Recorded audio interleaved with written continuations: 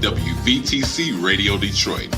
You can find us on Facebook, YouTube, our website, www.wvtcradio.com, or download our WVTC app from the Play Store for Android users and the App Store for iPhone users.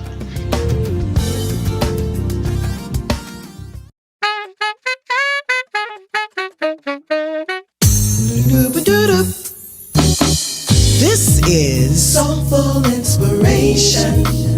It's your girl, Nikki Jones. This will be an hour to feed your soul with music and laughter, information and inspiration. You're listening to WVTC Detroit. All designed with you in mind. So sit back, relax, and get ready to join the conversation with me, Nikki Jones. Soulful Inspiration. Inspirations. Yes, sir.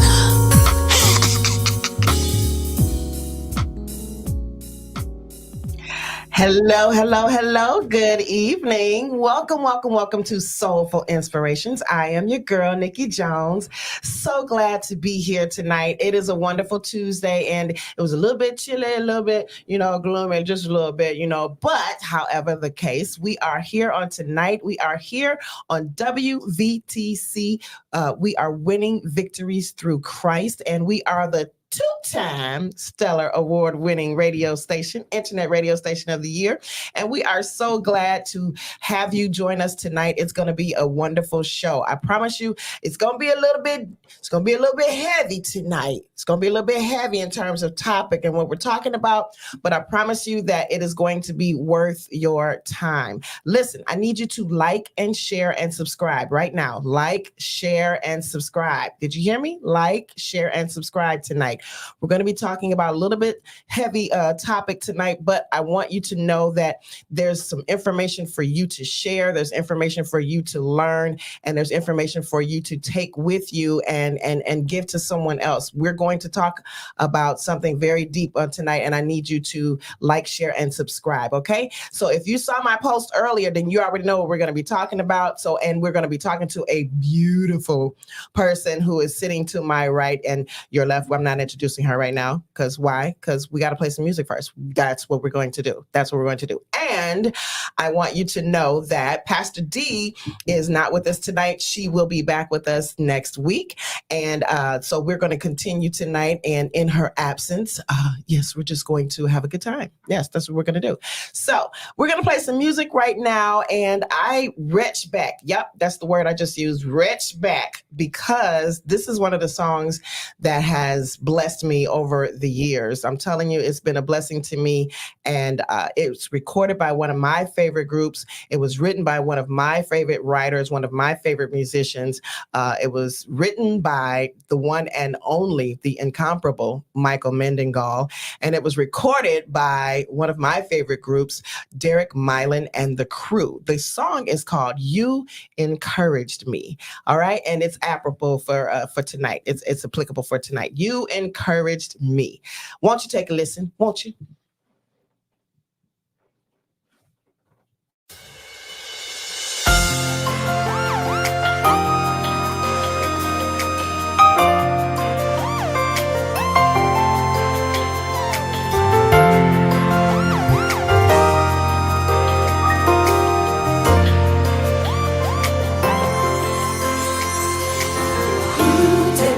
Give up. You gave me strength, and when I just about had enough, on you I could depend. I am so glad you did not turn your back on me. You encouraged me.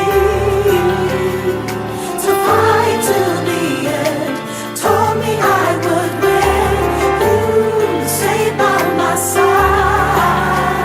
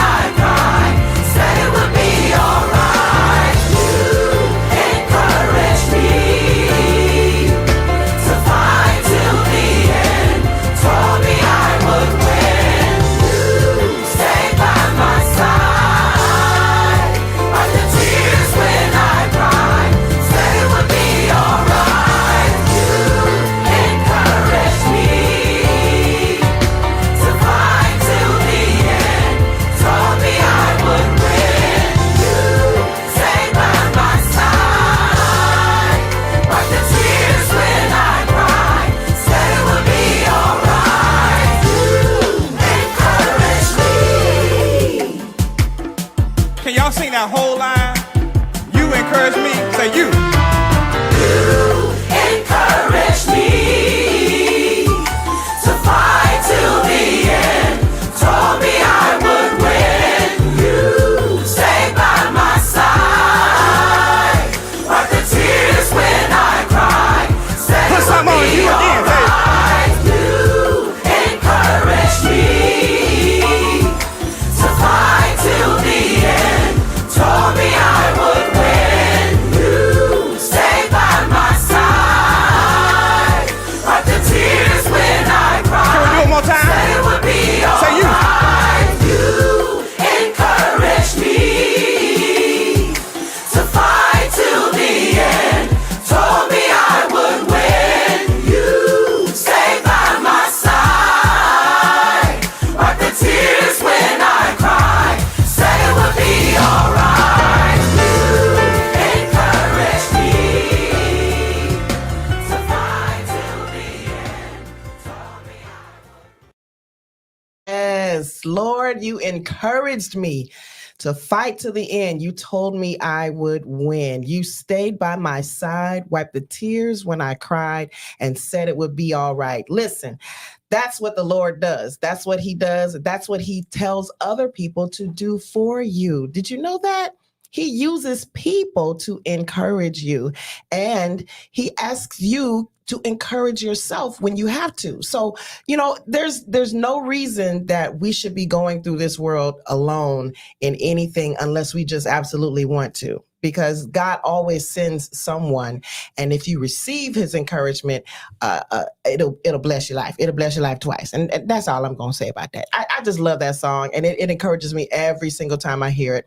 So tonight, like I said before, we're going to talk about something that is very, very disturbing on a few levels, but it's something that we have to have. It's a conversation we have to have. And so I thought of no other person to have this conversation with than my sister from another mister.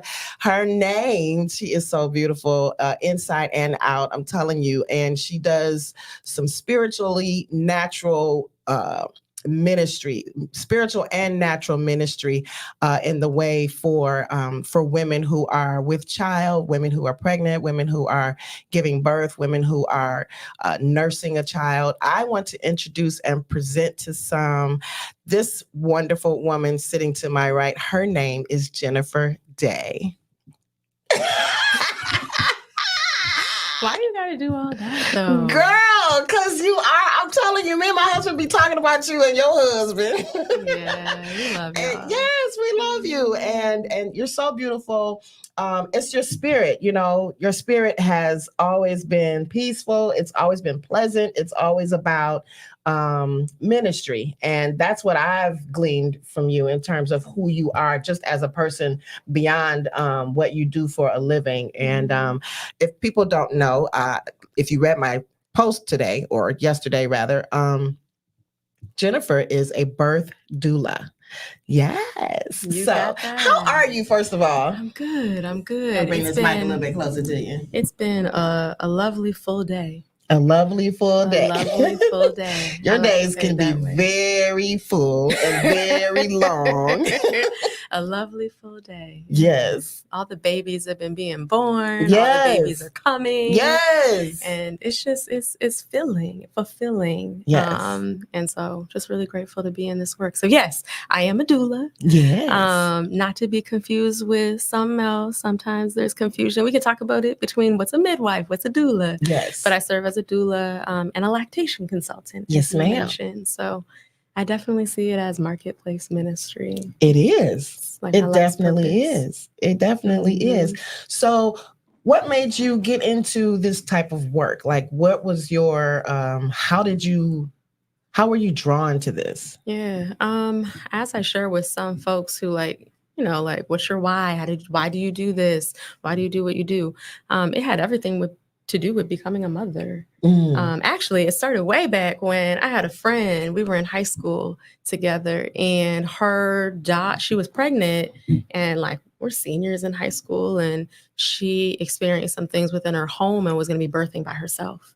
And I was Wow. like, no, you can't be by yourself. What's that going to look like? Yeah. And so got to experience for the first time in my memory being in a birth and witnessing like all the fullness of giving birth and what that looks like. And I like to say now, like that was my first time working as a doula. I just didn't know that that's what it was. Wow. So fast forward all these years later, I didn't even have a doula with my 2 kids, but experiencing like this was a lot and this shouldn't be all of what it is. There's got to be help. And then learning like this is actually, especially in our culture, like we give birth around other women. Right. Or we serve with our sisters or community members. So it's also very normal to experience that. So it kind of just became a calling that just fell upon me. Holy Spirit was like, this is what you're going to do. And I've not been mad about it, not once. Yeah. I can tell this brings you joy. I can tell it brings you fulfillment. I can tell that that it brings you a sense of purpose. Yeah. I believe that you are birthing purpose into the earth when you are giving birth. So being able to support a mother also allows you to be a part of them birthing purpose into the earth. And so with that, it's just that it truly is fulfilling. Like you're serving in ministry as it relates to this child and what it is that they're going to do in their life. And it starts somewhere. And this is just where that beginning looks like for me and helping them in that way. So, okay. So help us understand what the difference is between a birth doula and a midwife. Great question. Yes. A midwife is pretty much equivalent to an OB. It's just that they don't do cesarean sections. Oh, wow. Right. So a midwife, there are different kinds of midwives. There's a certified nurse midwife where they've gone to nursing school and then they take additional training to become a midwife. So a couple of extra years worth of schooling. Okay. And then there's a certified professional midwife where they've done a lot of training and they support families with birthing at home. So those are the 2 different kinds of midwives. And then I am blessed to serve alongside them, alongside obstetricians too, OBGYNs. So sometimes there's folks who are like, do I need a doula? Is the doula the same thing as a midwife? Do I need a midwife? Because I know I want a doula. No, you need both. You need both. Because the midwife is who is like your primary care provider when you are giving birth. Okay. So yeah, that's the difference. Okay. So what do you do? What's your typical role? Like when you're serving, say, someone's water has broken. Yeah. And they call you and you come and then what are you doing? Yeah. Well, first off, not everybody's water breaks. And that's the indicator that they are giving birth. Sometimes baby, like it doesn't break until like they're pushing or it doesn't happen until the baby's actually born and they're born in the sac. Oh, wow. That actually, so a lot of folks are like, okay, I'm going to know that I'm in labor because my water broke. I usually am sharing with them, it might not at all. That might not be a warning sign that birth is coming. But generally speaking, I start serving alongside families when they first become pregnant. Oh, wow. It starts way back then. And I believe that the birth is probably like 10% of us working together. Wow. The rest of it is like getting you prepared to have a successful, positive birthing experience. Okay. So that's inclusive of providing emotional support, physical support. So supporting with like stretching and movement and let's go for a walk. I go hiking with a lot of clients. Wow. We find ourselves at Heritage Park and we're hiking up the mountains. Yes. It's not real mountains, it's real big hills. Yeah, no. But movement really supports the body with I liken it to you are preparing to run the Boston Marathon or the Detroit Free Press. That's what's actually happening when you're actually about to give birth. Ooh. So how do athletes train? Wow. They train their bodies for that. So that's actually what we do over the course of the pregnancy. And then as a believer, I also support them with spiritual support. So I am one of those who is like a person on the wall that is praying heaven down, like intercession is a real component to how I serve alongside families. So affirmations and emotional support and mental health and all of that is major. It's real because there's so much that's going on throughout the whole process. So that's kind of some of the like pre-stuff that I do alongside families. And then, of course, now they're in labor. Okay, we prepared for this. We're here. So let's lean into those deep breaths. Yes. Some of our mothers or grandmas, they might remember Lamaze. Yes, Lamaze. All the breathing techniques and all the things. Get this baby out of me. You're really supporting them with the breath. Yes. And then also ensuring that their voice is heard. Advocacy, I would say, is one of the greatest components of serving alongside them. Them really reclaiming their voice.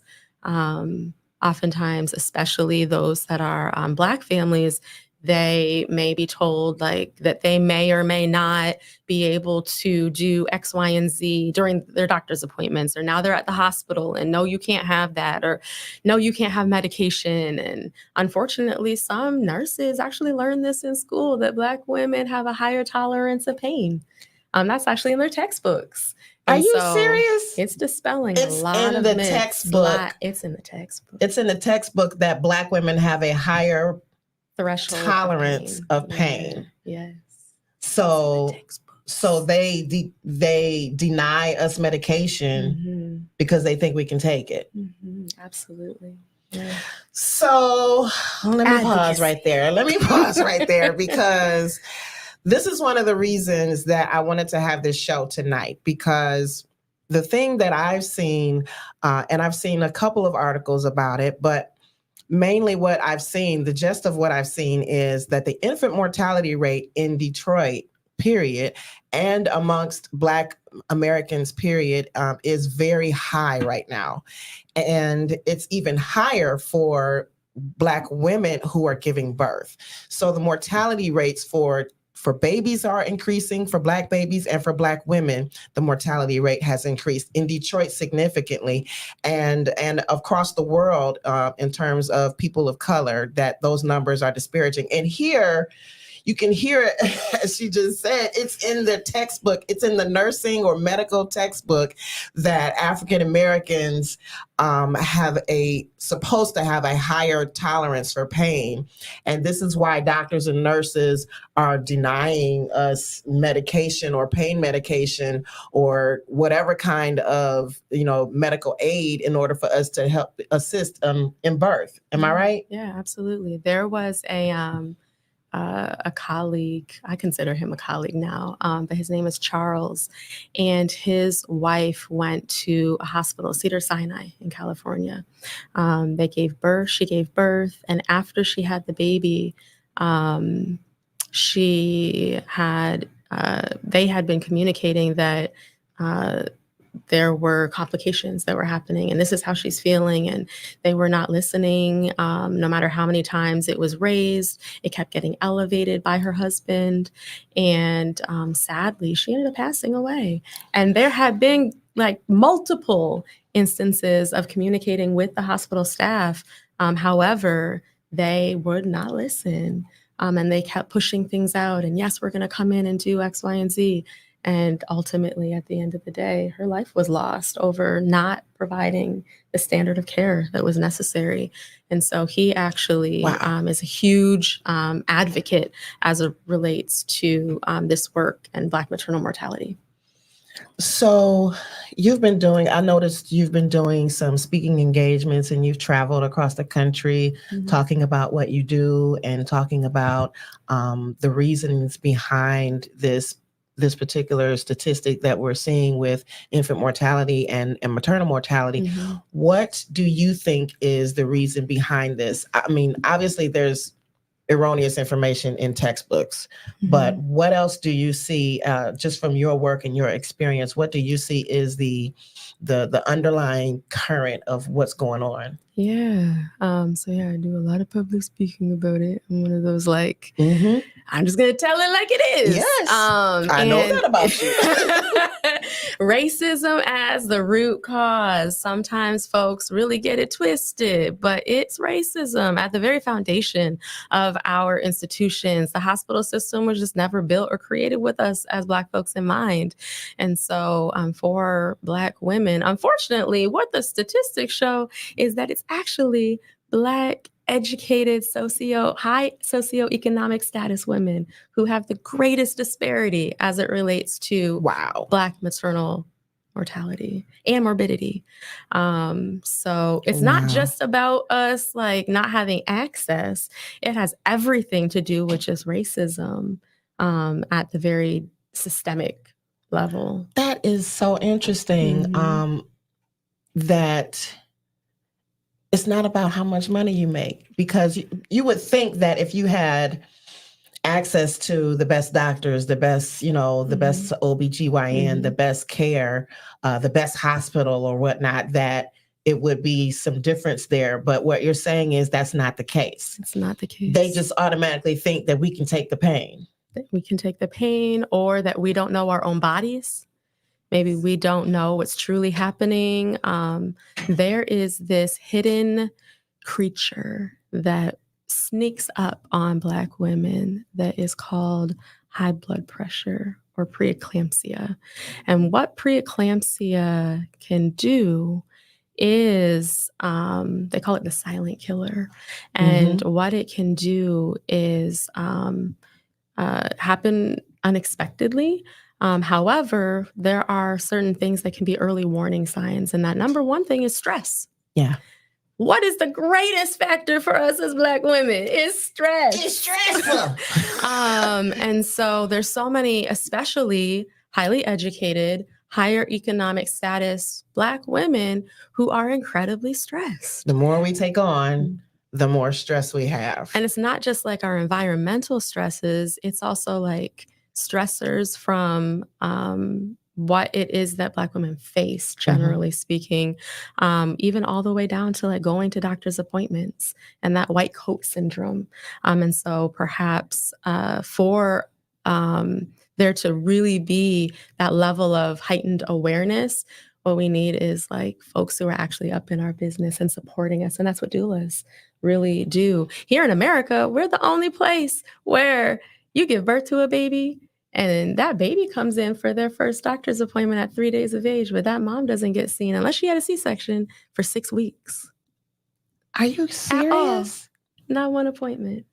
Is that by design? That's their process. Or is that's their process? So the process is the mother is not seen for 6 weeks. Yeah. That is the standard, no matter who you are. Unless you had like a C-section is major surgery. Right. So there's a sooner appointment for that. However, as it relates to a normal physiologic birth, wow, you are having your first appointment with your provider at 6 weeks. Wow. And it's really unfortunate because so many things can happen before 6 weeks. Women get pregnant again Yeah. within those 6 weeks. No, I'm serious. That was me. That was you.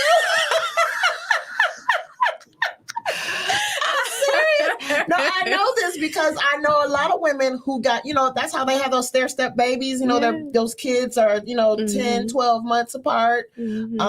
Wow. Yeah, okay, yeah, now I didn't even know that. But, You've been my sister for 10 plus years. You never do that. oh my God. Yes, we have them Irish twin babies. Our families were like, y'all got pregnant again? We were at, it was our daughter, Nevaeh. It was her baby dedication at the church. And we took everyone out for Chinese food at that real yummy Chinese food in Southfield off of Southfield Road and 10 Mile. And the whole family's there at that big old table that they set up for us. And we announced that we were pregnant. And all you saw was forks hitting the plates. Click, click, click, clink, clink, clink. We like, we married and grown. Mind your business. This is true. Yeah, This but is you're true. right. Like seriously, so many things can happen within 6 weeks, and unfortunately, a lot of things can also be missed during that window of time. So, as a doula, I will oftentimes provide blood pressure checks. As a lactation consultant, I also provide blood pressure checks because I'm likely seeing them shortly after they've given birth, and they might not have a doctor's appointment for a little while. And in most cases, a lot of those things can come up within usually their discharge date all the way until about 2 weeks later. It's such a critical window. And so I find it also like life-giving, life-saving, that the work that doulas offer.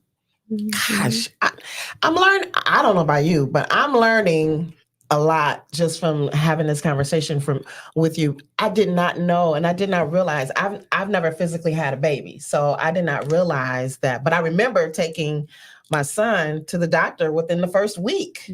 I took him within the first week. Now he was looking at me crazy, like, "Really? You just gonna let them? You just gonna let them stick Mama, me?" no, Mama, no. He didn't Don't cry make at them do all. it. He didn't cry at all, but he did look at me like, "Really, you're letting them stick me?"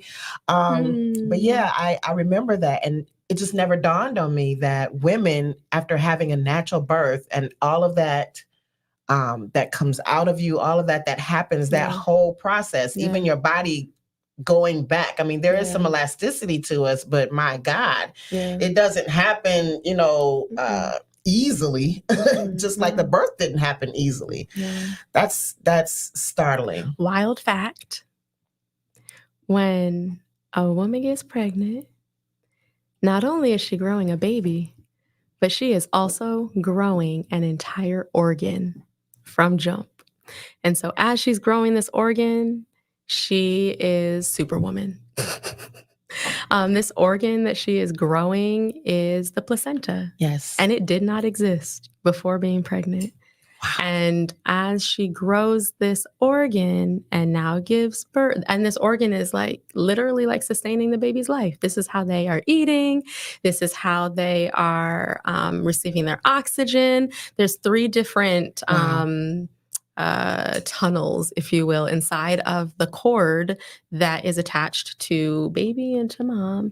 And that is how they get oxygen. That's how they get nutrients, nutrition. And that's also how they are able to excrete, dispose what it is that they are taking in. All of that is inside of the cord, the umbilical cord. Wow. And that's what's attached to the placenta. Now, that baby is now born, and it's not over yet. They still have to deliver the placenta. And what happens once that baby's born, hormones are released, and it tells the body, you just gave birth. You don't have a baby inside. And so the placenta detaches from that inner uterine wall. Literally, it comes off of something it's grown on from the very beginning. So now there's an entire open wound on that abdominal wall that has to heal. So we talk about snapback. Oh my gosh. And all these different factors that folks really lean into, like, you made it. You out here doing the thing. You're taking your baby out and, okay, yeah, you're ready to go to church, or all these different things. There's so much healing that needs to take place during that postpartum period. It's not over once you've given birth to the baby. You're now in the 4th trimester. Wow. That 4th trimester is postpartum, and your body needs to heal. If that open wound was on the outside of your body, everyone would be looking at you like you're crazy while you're in the mall. I know you're right. But that's what's happening on the inside, and the body really needs to heal. Wow. Yeah. Wow. That I'm floored right now, Jen. I'm floored. Like I mean, I realize that I know that, women have a second birth in terms of delivering the placenta. I remember reading about that, learning about that in school. But when you're talking about it right now, it's a bit much. It's like, it's kind of overwhelming when you think about it. Like, there is a whole, that's why the old mothers used to be like, no, you stay home. Don't go anywhere. Don't do anything. You stay home with that baby. You stay home. I see Stacey said, I stayed home for 6 weeks. My husband, Joe, was talking about Serena Williams and the experience she had with not being able to get a doctor. She literally had to walk up out of her hospital room and go down the hall to get help. And what if she had not done that? Oh, she would not be here today. She needed a doula. But she had her own big, strong voice. Thank God. Yes. And probably because she's Serena Williams, somebody listened, Mm. you know. But what about that mother who's, you know, who no one listens to? Mhm. You know, like you were just saying, your friend Charles, I believe you said his name was. Yeah. Nobody listened to them. Yeah. Him and his wife. Nobody listened to them. And, you know, and the result was she lost her life. Yeah. That is just, I mean, I'm finding it's taking my words. It really is. Yeah. And I'm tearing up. Like that is just, that's unbearable. I can't imagine going through that, and the doctor is supposed to help you, but they look at your skin color and believe what a book says. It's written by somebody who is probably not even still alive. Exactly. And written about somebody that they probably saw because they didn't experience it. It wasn't a woman who wrote that textbook. I promise you, it probably wasn't a woman who wrote it. It was a man who wrote it. Probably. You know what I'm saying? Yeah. Okay, let me take a breather real quick. Deep breath. Ooh, Into your nose. If you have any questions for Jen, please feel free to put them in the chat, whether it's on YouTube, whether it's on Facebook. If you have any questions, please feel free to put them in the chat for Jen. Jen, what help us understand the difference between a home, I mean, other than you giving birth at home, what are the advantages to having a home birth versus having a birth in the hospital? Yeah. So why do we go to the hospital? I guess is a general question. I'm questioning it right now. I mean, not even just in birth, in general, like going to the hospital is where we are supposed to get care because of illness of some sort or preventative health. And the hospital is that space for like issues, medical issues. Is a birth considered a medical issue? No. And so it is believed that unless there are like medical indications that are necessary for medical care in that kind of way, that birth really can be what we call a physiologic birth. And what that essentially means is just allowing the body to do what it's naturally going to do and trusting that process. And so folks who are in the hospital, when moms give birth in the hospital, they oftentimes are I don't know, in this space where they can go up the ladder for interventions. And interventions may include a long list of things, including medications, epidural, Pitocin, which helps to like speed the birth along and cause the contractions to get really strong so you can have a baby sooner. And believe it or not, because God is so divine and supernatural in all his ways, a lot of the medications that they have given and created are synthetic to what our bodies actually do. So there's this hormone that's called oxytocin in our bodies that's released and makes us happy. Yes. It can also cause contractions. They've synthesized that and it's called Pitocin. And so Pitocin, similar to oxytocin, but not the same, it can cause things to be really strong, really intense. And so then once you get that, then moms are like, oh, I can't take this. And so medication is sometimes needed for coping. And those medications go down a long list of things, but they usually land on an epidural. And there's just so many different things. But folks don't know that epidurals have fentanyl inside of the epidural. And those things can slow down the baby's heart rate and just all the different things. Oftentimes, moms don't know these things. They just are offered it and like, yeah. They just don't want the pain. No fault to moms at all. Right. I got an epidural, but I also didn't know a lot of this information. Know better, do better. Right. And so it's really pushed on moms in the hospital in a different kind of way. And when you give birth at home, you don't have access to any of those things. You also don't have folks that are pushing those things on you. And because, excuse me for interrupting, but if they give you something to help the contractions to move the birth along, and then you can't take the pain, then they can give you something for the pain.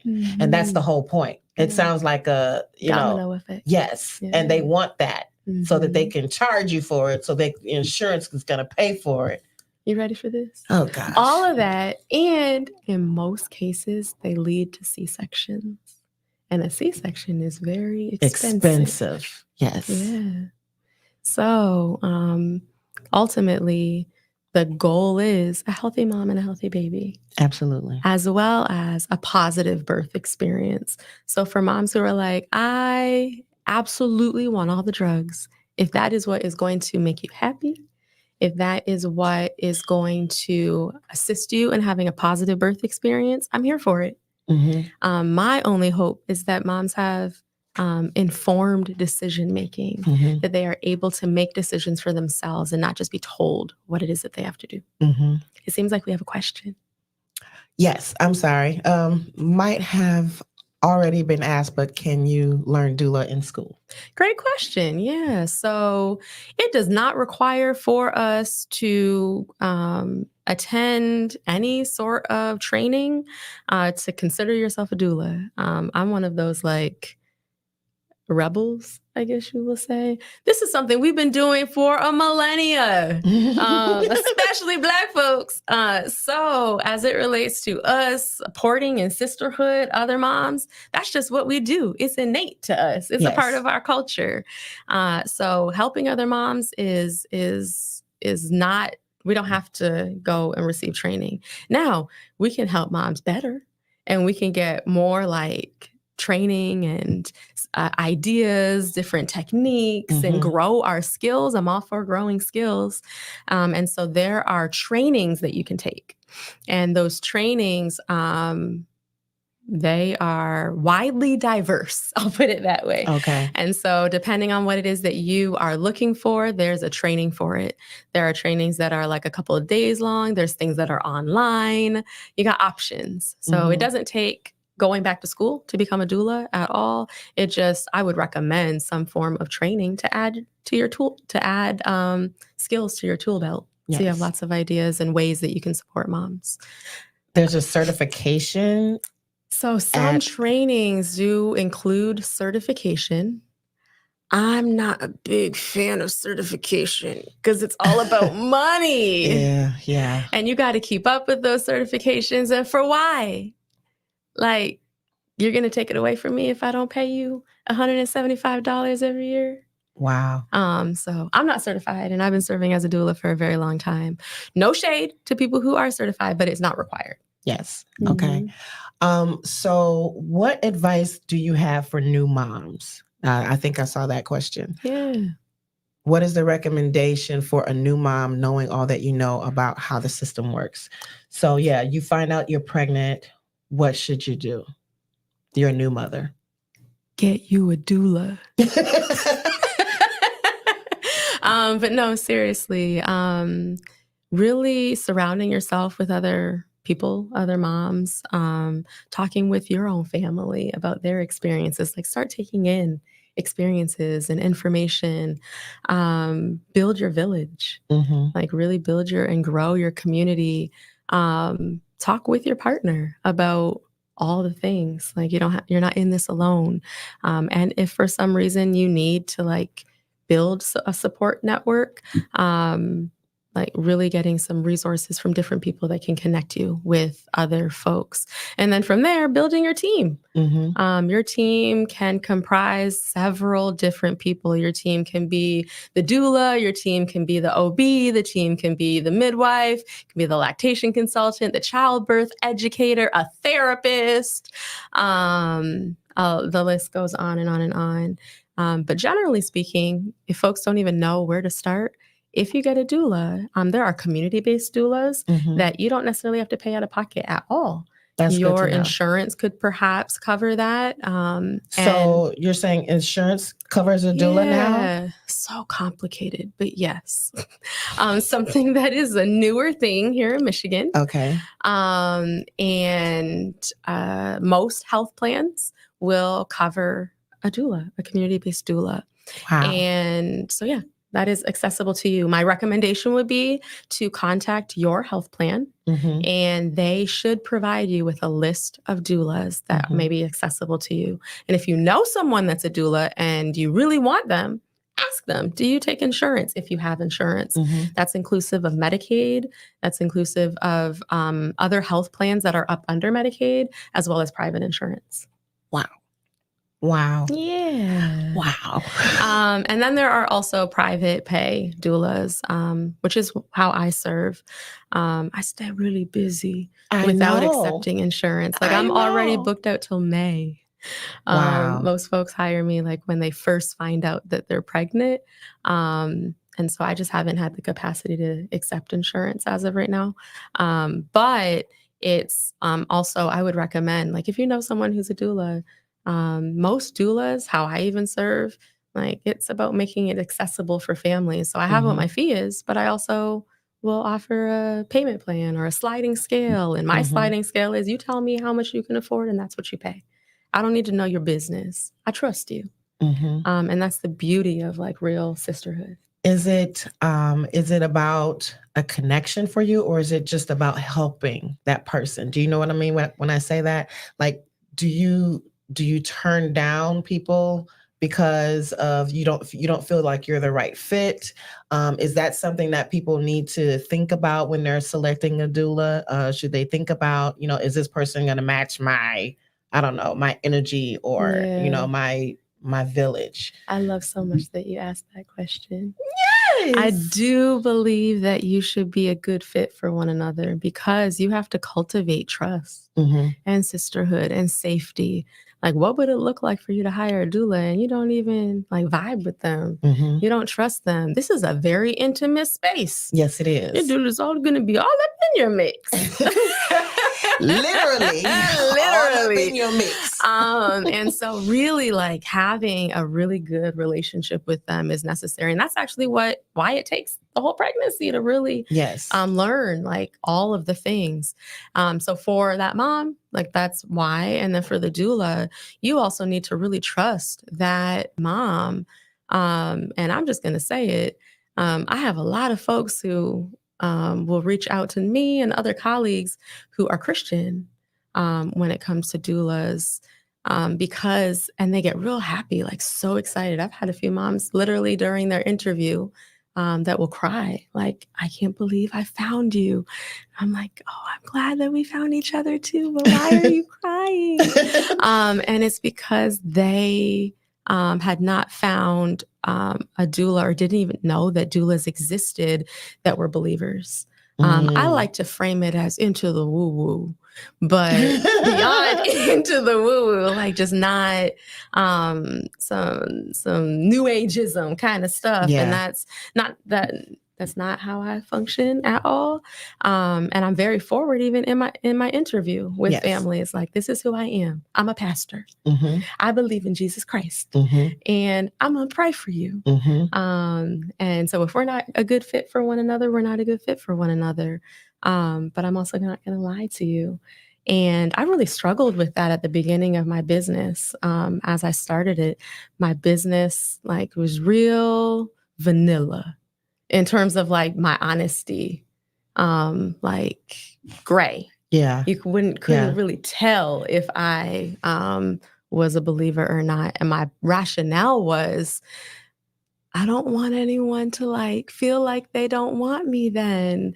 And what I learned, Holy Spirit released to me, or I had a whole revelation that that was scarcity mindset because I didn't want to turn away money either.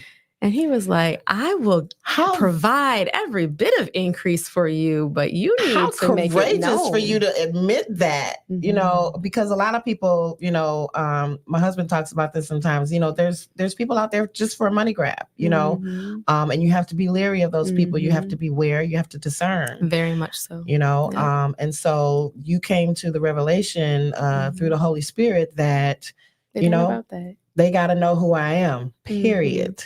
Point blank. Period. So that's now in like my contract agreement. That's on social media. That's on the website. Yes. Like, this is just who I am. This is my identity. And that actually is what grew my business. And now there's other doulas that are a part of the business. Wow. It grew by heaps and bounds, just by like giving God the glory. And it's his work. So since there is no certification for it, I think your husband put a question out there about that. What do you do, and what would you suggest other people do in terms of training and learning about this particular profession and how to keep up with the times. Yeah. So a really good doula is going to take all the trainings all the time. Like whatever it is they find and can get access to, they gonna do it. That's me included. I can't tell you how many times I'm signing up for somebody's training because I want to learn how to better serve moms and grow my tool belt. Is there a community that you're a part of that offers this type of training or something like that? So the birth work community in Detroit is, believe it or not, real small. I can believe that. I can believe that. I mean, not that we have few people. I just mean like it's connected. Yes. There's a deep sense of community within the birth work space. So really, again, getting connected with others. And then that information and knowledge is shared. Finding a mentor, someone who's been doing this. I was about to ask you that too.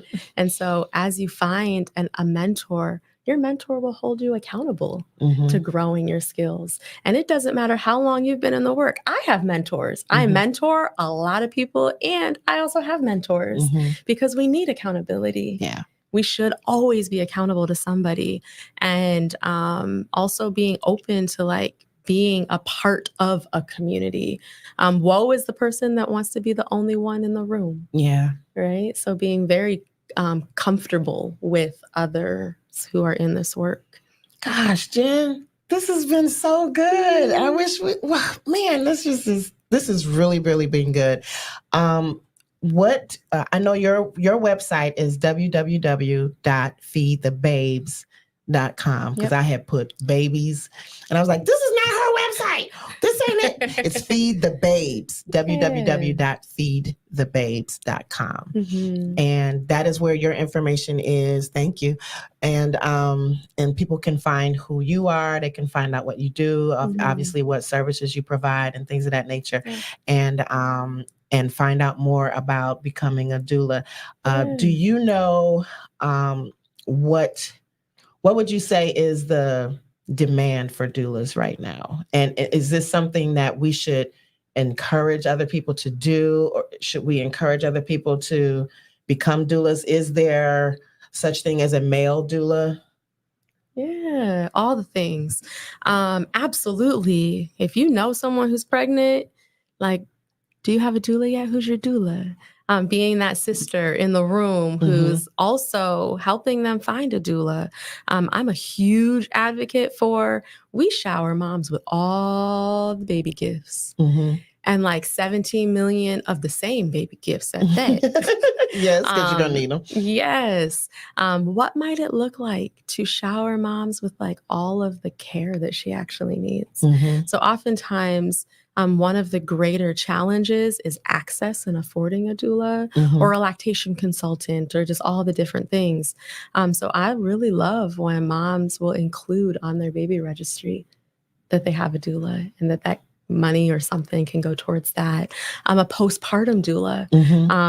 A postpartum doula is not the same as a birth doula. Postpartum doula is not quite the same as a nanny, but a postpartum doula supports the mom and the baby during that postpartum period. And they can come for 3 to 6 hours during the day, or they can come and stay overnight. And they're helping to take care of the baby and helping to take care of the mom. Yeah. Yes. And so providing like support at the baby shower for that postpartum doula, a lactation consultant. Breastfeeding can be really challenging. Yes. It does not have to be impossible. It should never be painful. If it ever hurts, that is our body's way of saying something's wrong. God created us so perfectly. And as he created us, the sense of pain is always our indicator that something's wrong in our body. So sometimes, unfortunately, people, especially nurses in the hospital, will sometimes tell moms, like, it's going to hurt. Yeah, you'll get used to it. I've heard some grandmas who have been like, but I don't even fault them. They were told this probably. They were told. You just get a washcloth, a dry washcloth, and you rub that on the nipple to toughen it up. I'm like, that sounds terrible. Wow. And so a lactation consultant is there for all of the clinical breastfeeding related issues. And it doesn't always take a lactation consultant, an IBCLC. However, you should have access to one. You should be able to get one if you need one, and know where to find a good one, where to find one that represents you based upon your background or ethnicity.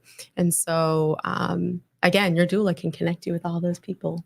I don't believe in like the yellow pages searching of folks. You want to go with somebody that you knows trust. somebody that knows somebody that knows Yes. somebody. Yes. Trusted resources always. Yes. And so not only are you there to help, but you're also there to provide other resources for the things that they may need that are outside of your scope. Yep, absolutely. So referrals to a therapist, a referral to doctors, pediatricians. Sometimes moms don't even know where to start when it comes to finding a pediatrician. Yes. In most cases, we have relationships with a lot of the providers in the community.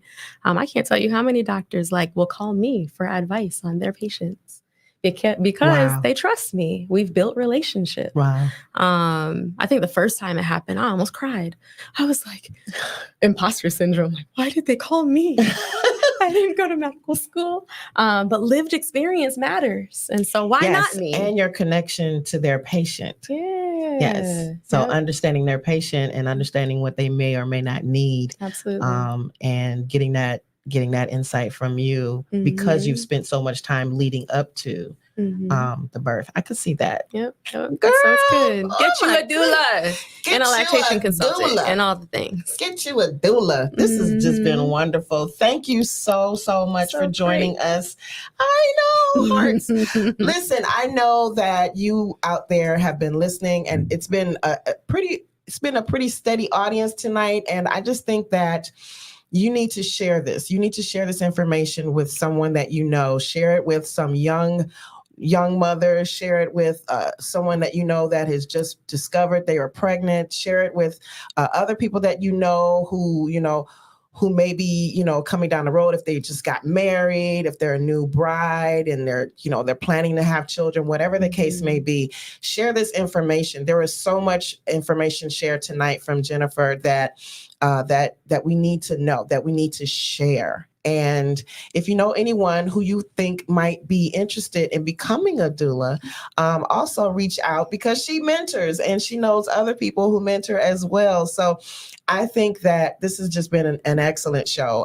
I think that we have enlightened people. I think we've inspired people, and definitely we've informed people, because I learned a lot tonight. And just by reading an article, just being concerned about the infant mortality, the maternal mortality rate and morbidity, has just been something that pricked my heart. I never had a child naturally, but I've held babies, and I have my own son from the day he was born, so it just pricked my heart, and the Lord just, showered me with compassion for it. And I was like, I have to find somebody to talk about this. And of course, your beautiful face just came to mind. I love you. I love you too. I love you more.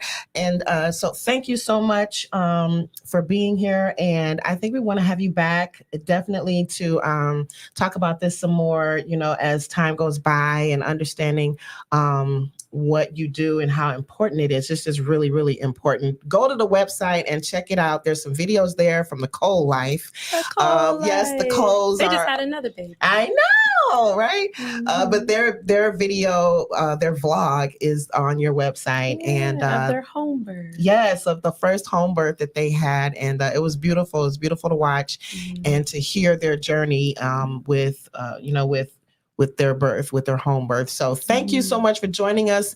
We are going out on Derek Mylan and the crew again. Thank you for listening. Thank you for watching. And we're going to go out on I've Been Through Too Much Already. Why? Because they done put this in a textbook that we can stand more pain than anybody else. I'm still stuck right there. But anyway, it's in the textbook. That is so wrong. Listen, we've been through too much already, okay? And I just want to say thank you tonight. Thank you for everyone joining. It's been a wonderful conversation. Please share this broadcast with someone you know, okay? We love you. Thank you, Jen. Good night, everybody.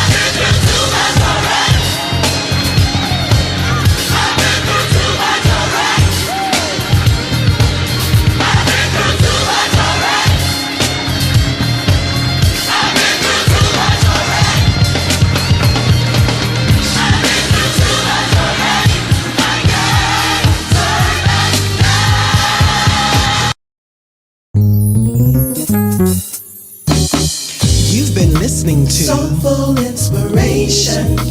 We're so glad you hung out with us today. We're here every Tuesday at 8 p.m. on WVTC Detroit. If you'd like to partner with us or sponsor a show with your business, send us an email at tntsoulllc@gmail.com, or you can call us at 313-570-8280. I'm your girl, Nikki Jones. The views and opinions expressed on the previous broadcast are those of the authors and do not necessarily reflect the official policy or position of WVTC Radio Detroit, its advertisers, or affiliates. Congratulations to WVTC Gospel Radio, as they are again the recipients of the 2023 Stella Award for Best Internet Radio Station of the Year. Many thanks to our viewers. Keep watching as we are winning victories through Christ.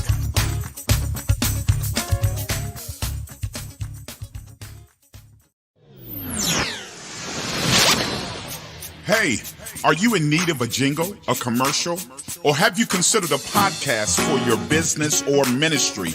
If so, let WVTC Radio Detroit be your choice. And guess what? Location is not a problem. We can pick you up and broadcast you from anywhere. For more information, please go to our website at WVTCDetroit.com or drop us an email at WVTCRadioDetroit@gmail.com. We're waiting to hear from you.